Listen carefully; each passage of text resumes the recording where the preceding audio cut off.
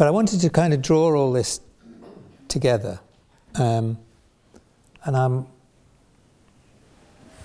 got another place in mind. You remember we started with Kyoto, and I could see some of your faces when I was talking about the Americans bombing it flat and stuff. Has anybody ever been to Freiburg?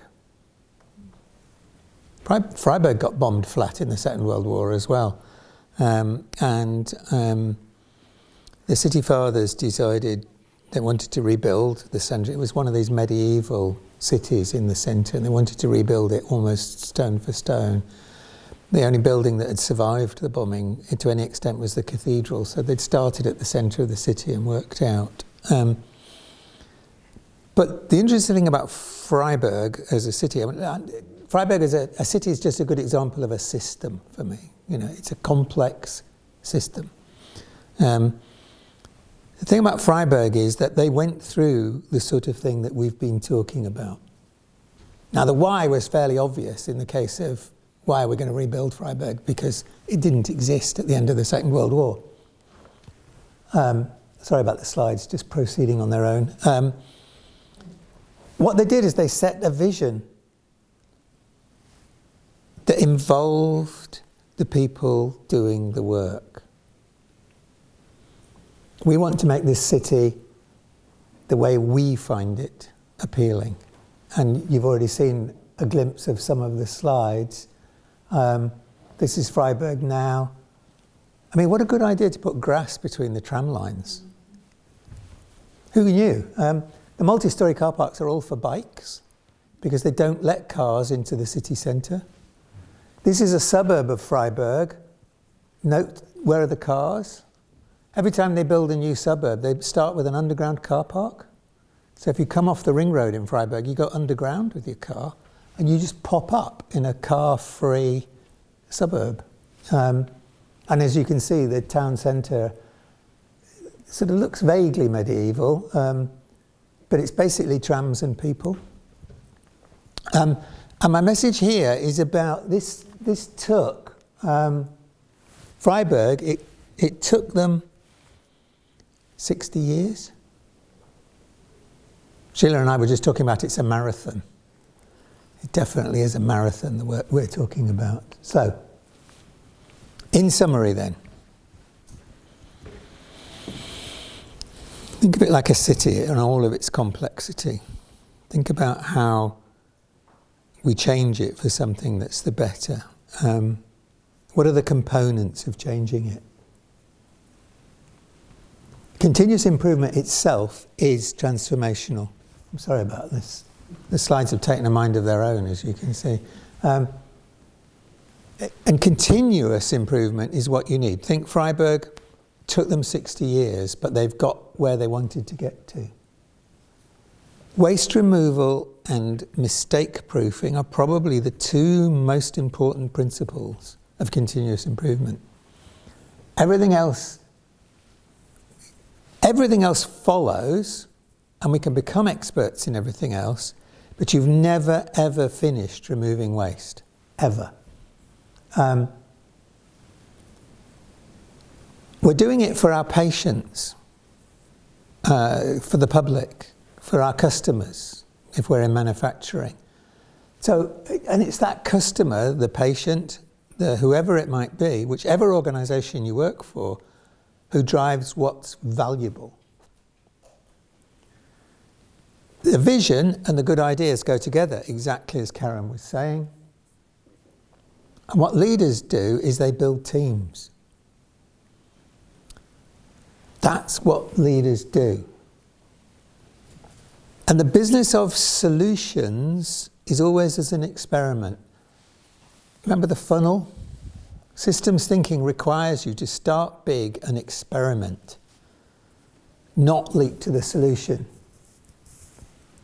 And that systems thinking, being a change manager and an improver, my little 3 pie chart thing, that's a system itself inside your own head, as well as the complexity of the system we're trying to change. And as Karen has just been saying, our our behaviour and our signals matter. And do you know what? That's it. That's everything. There isn't actually anything else to know. I've started by saying that the evidence shows that the vast majority of healthcare systems, and it's true in all manufacturing, one of the colleagues was saying earlier that her experience in the past was in manufacturing. It was so embedded she didn't even really know it was there till she walked away from it. So it's a kind of, it's in our systems if we put it there. Okay? And Karen, you will be successful. It's just going to take you a long time. Okay? The whole package matters because of the signals that we send. And remember that quote from Edgar Schein, our staff are watching us all of the time. Now, I started with Japan, and you can see earlier, I'm going to finish with Japan. The building structure, as I said, this is Japanese cedar trunks that are 1,000 years old. They obviously don't have some kind of beetle that bores into it in Japan, I don't know. There's not a single peg or nail holding it together. And to me, because it has to flex, I mentioned the earthquakes and stuff. And to me, that's the kind of system we want. It's got structure, it's very clear, but it's flexible, it moves with the wind and the ground shaking, and then it lasts 1,000 years. Kiyomizu in Japan is famous for something else, actually, which is, you see this platform at the front that's got the fence around it? For most of the 1,000 years, there was no fence, because Kiyomizu was built for people who wanted to ask the gods whether they would be successful with their plans or not.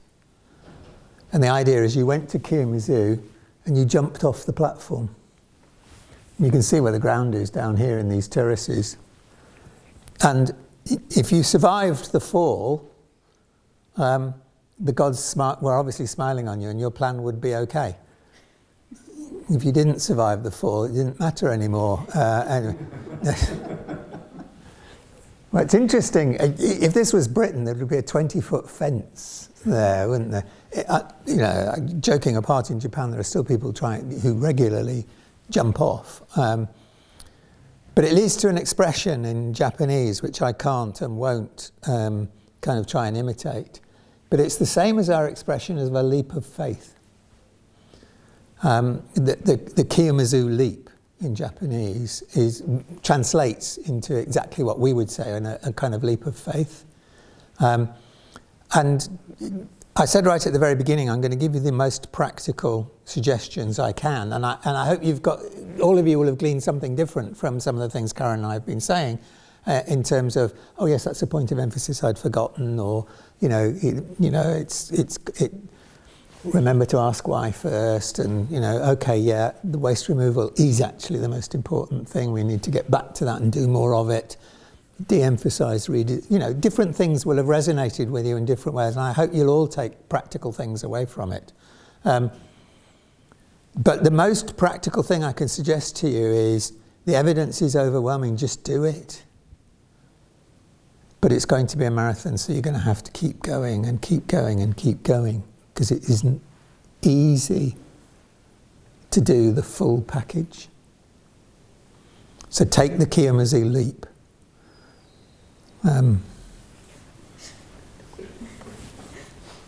The evidence will soften your landing, I hope. It is just a leap of faith to say, actually, this is the way my team is going to be. This is the way my organisation is going to be. This is what we are going to do. So, now we've now got plenty of time for questions. It's two things leap straight into my mind, Ruth. One I've already said, which is, if you can do nothing else, focus on the happiness of the staff that you've all got, the ones you've already got, as it were. Worry less about the ones you can't get, and think about the ones you've got. And that slide, Michael West's slide, tells you what to do. And I'm not talking about just, creating joy at work and having, longer lunch breaks or whatever, because that's not going to cut it, is it? But Michael West tells you what to do. Yeah, have a conversation about values. Make sure the leadership is dispersed amongst everybody, so everybody's got something to do. The job description. Does everybody know what their role is? And if they don't, go back and work through it again. I think I'm going to embarrass you now, Karen, because single-handedly you've been doing one of the most important things of all, which is to say, do you know what, appraisal is really important. It's so important we should do it 4 times a year. In fact, let's not call it appraisal. Let's call it just a proper conversation with people. Do you understand what your job is? What help do you need to do your job better, etc.? Build that into a vision and objectives so that it's clear. I would add at that point, Michael West, I don't know, he talks about this, but visual display of those objectives so you can't escape the fact that you're pursuing stuff and so on. Build improvement into, make people think about quality. Improvement can come in all sorts of ways, including tidy your office, when I'm feeling down, I just tidy my desk and I feel better. We've all had that experience, but as leaders we can do that for our staff as well. Tidy up the processes they're running. Just tidy stuff up. That usually means throwing away some of the processes you make them do. But, all that stuff, that continuous improvement's in there and so on. So there's no secret about that, right? The second thing that springs to mind is challenge everything about what the future's going to look like. Yeah? So, a good example is just in this last 6 months, I've built a new team of people who are Band 5 and Band 4 in the teeth of quite a lot of opposition, I have to admit, but they're doing the work that some 8A consultant nurses were doing before. And they're doing it better in some respects than the consultant nurses were doing. And they're not even professionally qualified people. But that's allowed the consultant nurses to do stuff that only the consultant nurses can do. And I think there's a whole talk to be done, Suzanne, actually, about the Japanese call it yakazuma, I think that's the right word, which is, in my job, I've got things that only I can do, and a load of stuff which anybody could do for me, or with me, or is waste. Okay, so first job, take the waste out. Second job, give the other stuff to somebody else. And I think I'm happy to be challenged on this, but for example, in primary care, and I'm allowed to say this because GMC recently put me back on the general practice register, which is nice of them. I'm allowed to say this. I think you only need about 1 GP per 4,000 people. That'd be nice. But you need a very happy team wrapped around them that are capable of doing all the stuff that you don't need them for. Okay? And then you provide an integrated service with that team, of which the GP isn't, as you put it, the automatic team leader. They just have an exclusive set of things that they do, partly because of the law and their registration. So, like nobody else can prescribe controlled drugs, for example, or whatever. But there's lots of things that pharmacists, nurses, physiotherapists, ancillary workers, secretaries can do that at the moment we're asking GPs to do. So I think, that asking of the future, what will it look like, isn't our job, it's the team's job again. And the behaviours, you will add to this, Karen. One of the reasons you want the team to be happy with their current job is to enable them to see a different future. Because if they're up to like here with their current job and it's a shambles and they go home tired every night, they can't see the future. So I would focus on Michael West's 6 things to create a happy team, and I would create the conditions for beginning to see a different future and live with the fact that we can't recruit people by doing something different. And as I said, you might have heard me say it, I said it quickly. We managed to recruit 1,000 people who hadn't worked for the NHS before by creating some great jobs. I had 4 applicants for every job. You know, and we did that in like 2 months. Very, very hot HR team actually in Newcastle. That's another story altogether, how they did it. But Karen, we don't add anything. I think that for me, trying to visualise the future is really difficult, and people are constrained by what we've currently got, particularly in general practice, because there's a lot of affection for, you know, that traditional model. So I do agree with what you say, trying to think about things a bit differently, and we've seen we can do that in COVID. I mean, who would have known that technology would be used to the extent it has been? We've been trying to move on with it and trying, and it took that crisis to make us look at things differently. I'm not saying that that's the answer, because we've seen that there's some issues with that. So I think it's about trying to think we can't hang on to what we've got. Also, I think you can end up with a bit of hopelessness if you just say, you know, all of this is going wrong, we've not got this, we've not got that, focusing very much on what we haven't got and the state of the system, more focusing on what we have got and the resources that we perhaps don't use in terms of staff or other resources. And the focusing on some of the small stuff and encouraging people with smaller things. If we, you know, we can't always do those big changes that are going to come up with some answer. So for me, it's a lot about that incremental stuff and empowering people. I know it's easy to say that, but to look at what could we do differently and not get into that cycle of, oh my word, we can't change anything. And just a very practical point as well. I mean, waste is in the eye of the beholder, isn't it? But there's also a discipline but working on it. And I think, you know, we had a discussion in my current job recently about how we can create some more time for people. Because, you know, that time chart I showed about, so much of it is just non-value work that we, the leaders, are asking the staff to do. And didn't, again, make myself very popular particularly. But my theory was most of the reports that we were asking people to generate answers to, we could just stop. So, you know, risk management in healthcare, I don't know what it's like in the county council, guys, but risk management in healthcare has just become an industry where we're asking people to write reports and then they write updates of reports. Nobody read the first report, so no one's going to read the update of the report, you know. We rated them beautifully both, though.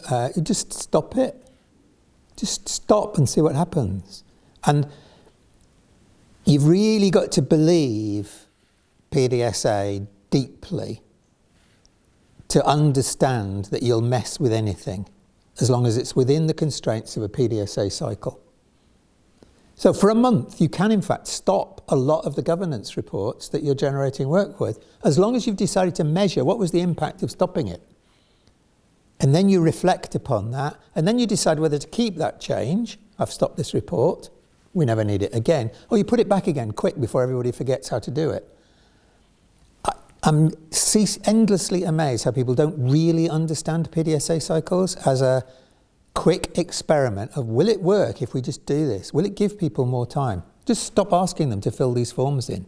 Just stop all this bureaucracy and stop it tomorrow. So I think there's a lot of what we call currently risk management, which is just bureaucracy. It's non-value work.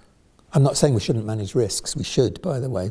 But again, do it differently. Think of a different way of doing it. See, I look at risks as opportunities for improvement and things where we've got safety issues that we absolutely should be addressing. We talked about, you know, how we get rid of all of those defects.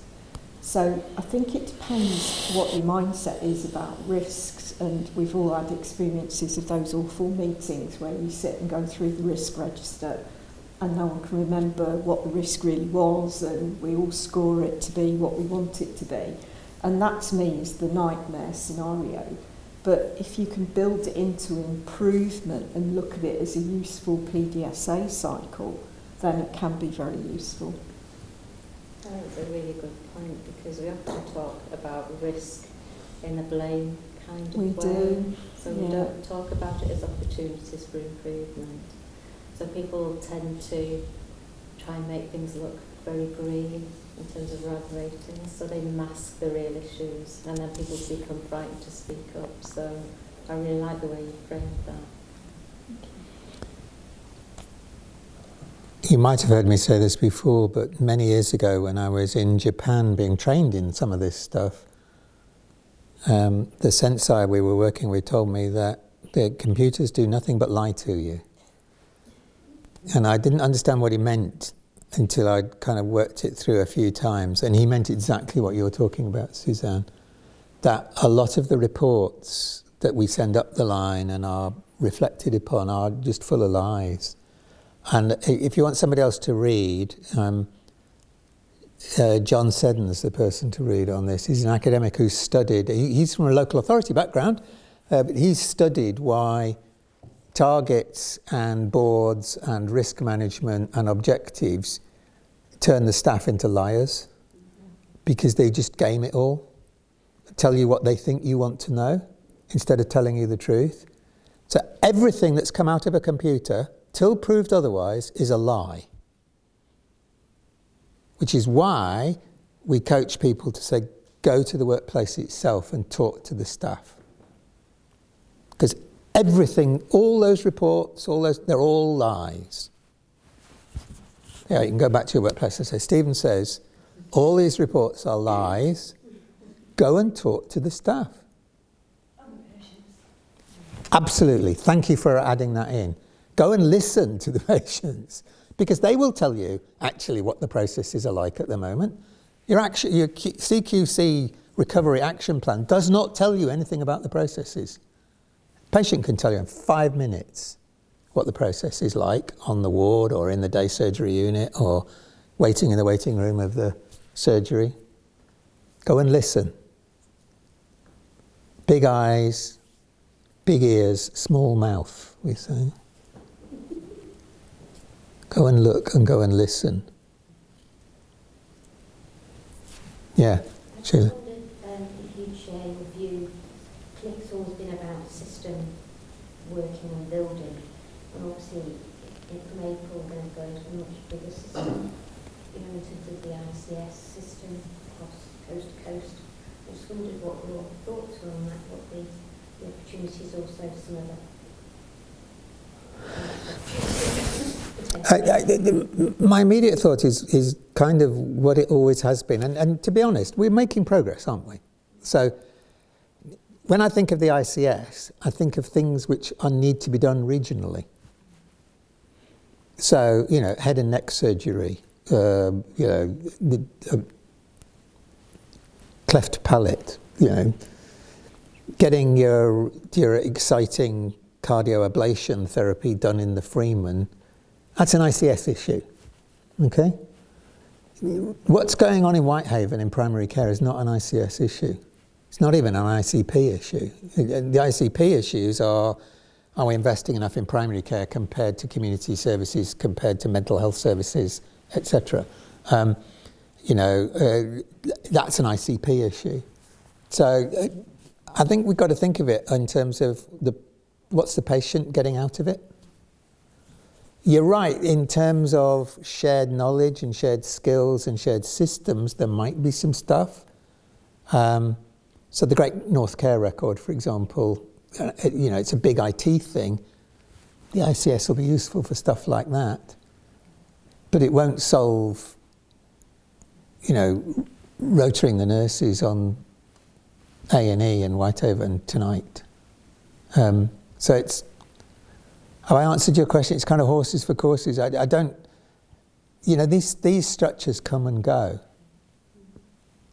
But patients will still need to go to the Freeman for particularly fancy kinds of heart surgery or whatever.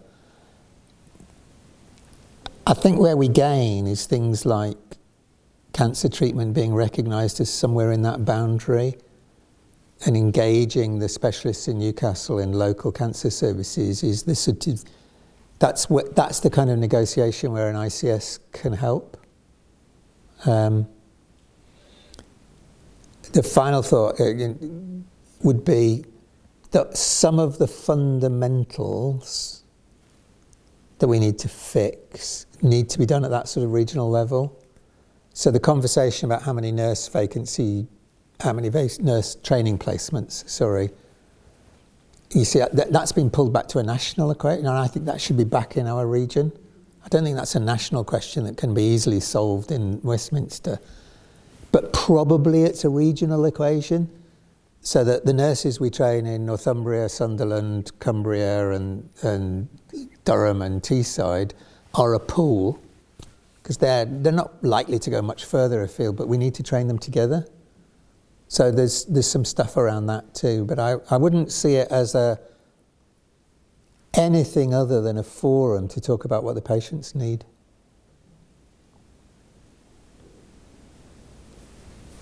I mean, we've got people that have been in one of our practices for, I think, 43 years. I mean, she must have been 16 when she joined. And she's seen it all the way through. It's part of, she's part of the community and the belief of that community. And that is part of the culture that she brings to the organisation. And I wouldn't want to see that be ironed out, by we behave like this and we do this and we don't do that. But there is something about how our leaders show what their expectation is of certain behaviours and how we do things that has to be agreed and shared. Yeah, I agree with that completely. And again, that's backed up by the evidence that what we need to do is make transparent.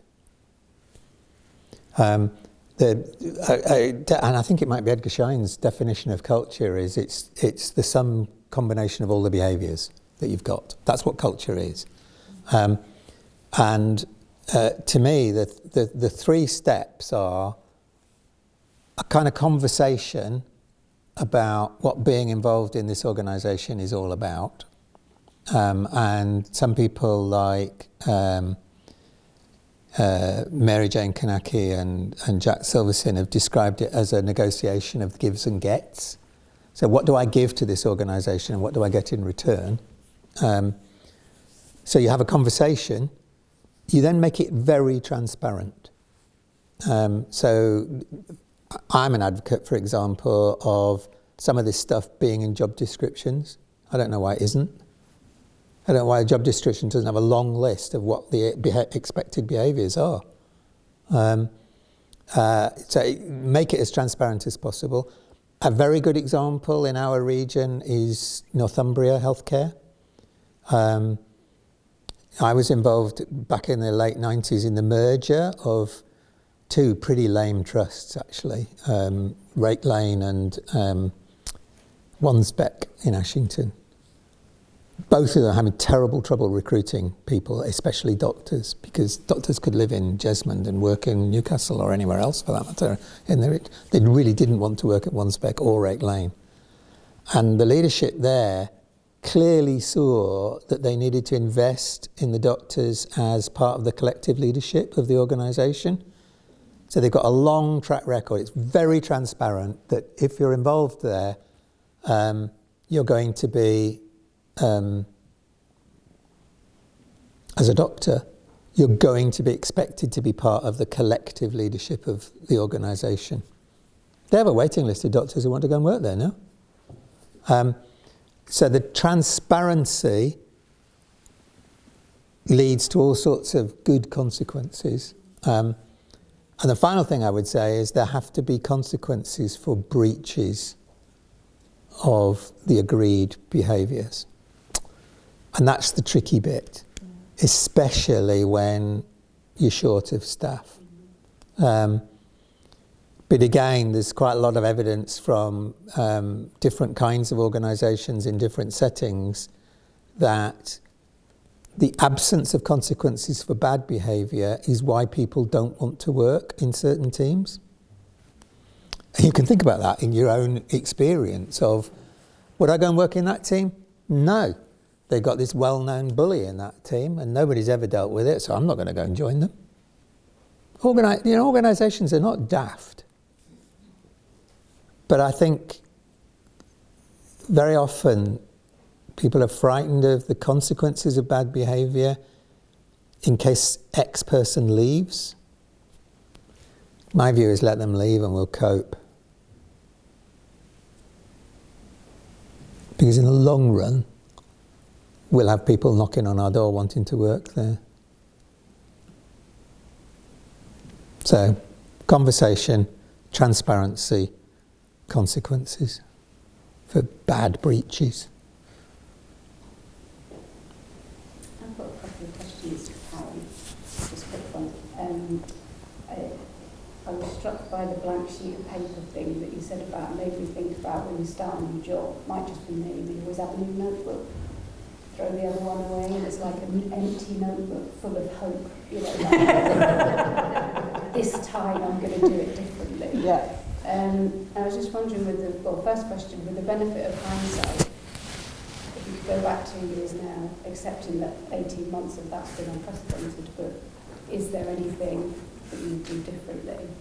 Yeah, there's loads of things that maybe a couple of things. And then Yeah. the second question is just about, to what degree have you been able to involve the patient in that model of improvement over the last couple of years?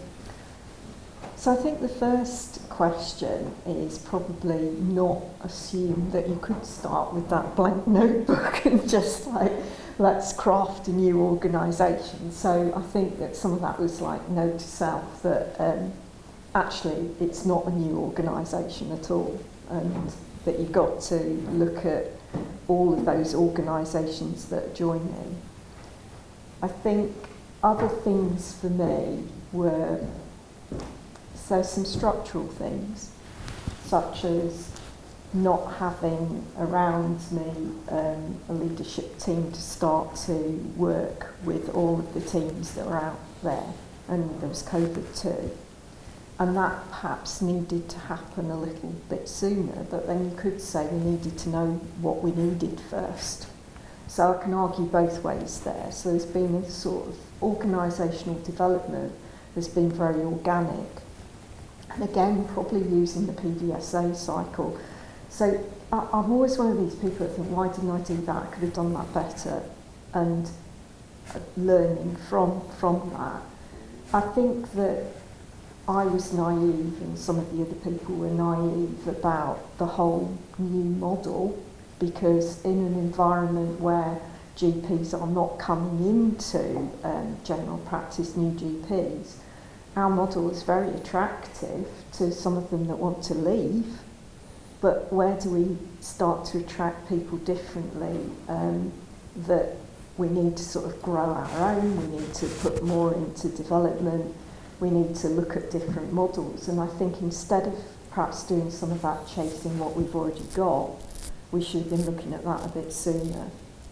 In terms of improvement, I think you can know all of the theories and what people tell you is a good model, but you can get too tied up in that. And I think for me the good advice is to keep it really simple, just pull out some of the stuff. I think on your slide, your last one, everything I know about everything is probably a good place to start, to stick with it and stick with some things and not get distracted. And I recognise I've probably been a bit distracted by things that come along. I mean, COVID was massive distraction. That sounds a bit wrong to say that.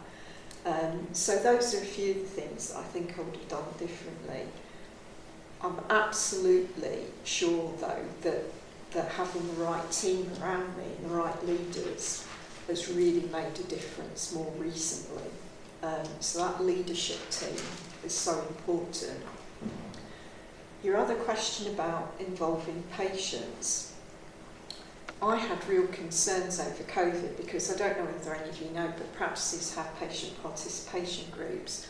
We've also got some information about what people think of practices, but we don't really go out there and talk to patients. So I mentioned about the Health Watch post. So we've jointly funded a post where actually that's all about that, and about going out and speaking to patients and them joining us in some of what we're doing.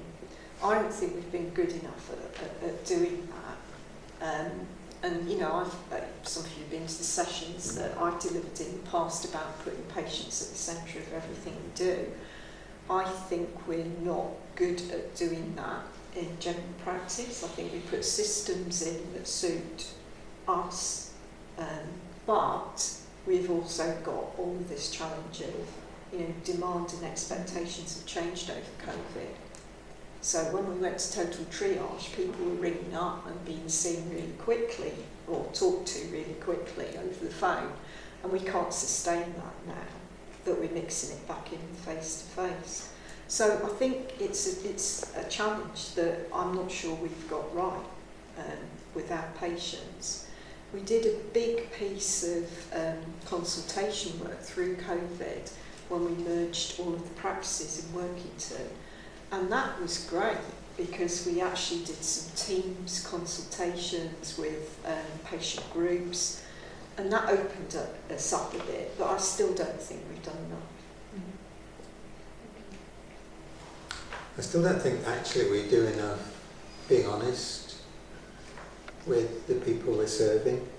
I think as well, you know, if you think about COVID, it was a wonderful demonstration of, if the why is very clear, everything else follows. So, you know, the technology to do online consultations has been available for 15 years? Yeah, years. And a few GPs have been experimenting with it a little bit. When the why was absolutely crystal clear, overnight converted to practically 100% virtual consultations. Now, as you rightly said, that was too far and it had to self-correct and so on and so forth. But patients cooperated with that because the why was clear. Now, it's just a thought for you, but are we having a deep enough conversation with patients about the fact that a lot of the GPs and their staff are deeply unhappy with their jobs at the moment? And they're thinking of retiring early, and we can't replace them. And that's why you can't get a face-to-face consultation when you want one instantly, and that's why we're going to carry on doing working this way and so on. In other words, the why is a bit more hidden when it's your staffing crisis. And again, the patient participation group is a good place to talk about, you know, the doctors are really unhappy.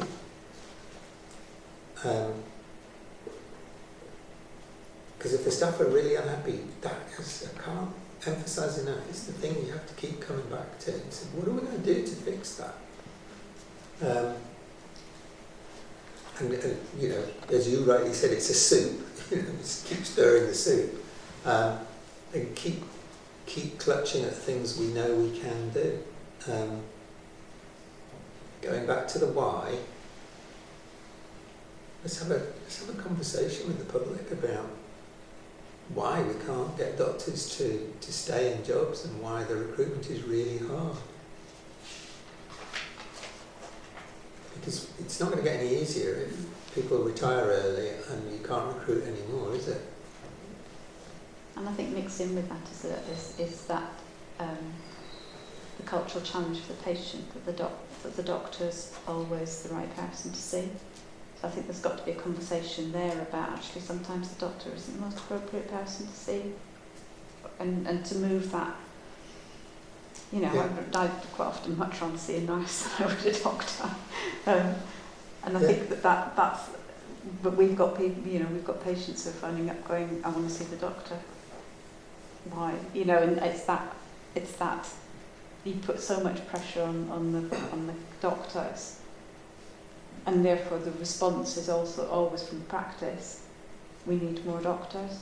And it's interesting that you came out with, 1 GP for 4,000 staff, and that's really 4,000 patients, and that's really made me think about, we've been sort of moving the entire kind of care down. So we're thinking we need far more phlebotomists because the healthcares can do far more than a phlebotomist can do, but all their time's taken up by taking bloods. The healthcares are able to take a whole load of stuff off the nurses if the nurses didn't have to do bloods and things. So it's shifting stuff all the way down the line, and there's a real kind of challenge in doing that and finding the right people, the actual right people to fit into those jobs alongside the GPs. Yeah. With the right skills. Yeah, my emphasis would be on it's a team. And I think one of the things that general practice has got wrong in recent years is developed all those different roles in a linear way. So the poor old patient might have to come and see GP and go out and make an appointment to see a healthcare assistant in 3 days' time to get a blood test. And go out from that and make another appointment to go back to see the nurse in a week's time to get the result of the blood test, which leads to a discussion, which leads to another appointment with back of the GP. It took 4 weeks. If they were a properly functioning team, that could have been done all in one visit, potentially. You need near testing technology with the blood test bit of my story, but my point is, we've got to see it from the point of view of the patient, not just the point of view of it's difficult to recruit GPs or whatever. It's what's the service that we're providing to the patient, and then respond to it in a way which makes sense to the staff.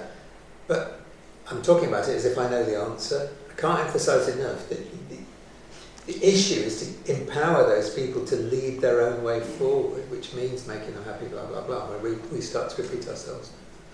But COVID was a wonderful example of, if the why is clear, everything else falls into place. More quickly than you'd guess sometimes. Just jump in, just thinking of time. We've probably got time for one more quick comment or question. Nick, did you have... Well, I kind of wanted to update on the Ward 4 story, because it's a really good example of when things work well. It's still my favourite piece of work that I've ever done, to be honest. But it's banged on about it for years. Because it's marvellous. They were a victim of their own success, Ward 4, after they'd worked together with CLIC and done an RPIW, that they managed to become one of the only fully staffed wards, which meant that they got all their staff taken away from them, which meant that they lost a lot of their staff because they moved on, because that sort of thing. They are now virtually staffed by agency nurses. I was talking to Debbie, the sister who's still there. And the reason that we were there in the first place, because they had a real issue with hospital-acquired pressure ulcers. They had a real problem, and the initial work we did, they had a 97% reduction. So I talked to Debbie recently about it, because I pop in every now and again, and she said that it's been hard, it's really difficult, they struggle, but the one thing she's really proud of is that they've just gone a year without hospital-acquired pressure ulcers. So all the stuff that they started and they put in place then, they've kept up with it. The staff's all changed, the doctors have changed, a lot of the patients have changed because with COVID and things like that. But what they haven't changed is what they were doing, or the way that they do things around there. And to go a year in an elderly medical ward without one incidence of a pressure ulcer is huge. So if you do the right things, it does work. So, I just don't run out the door, just stay one more minute so I can plug the next 2 masterclasses. But before we do that, I think we should probably show our appreciation again for Stephen and Karen for coming today. Thank you so much.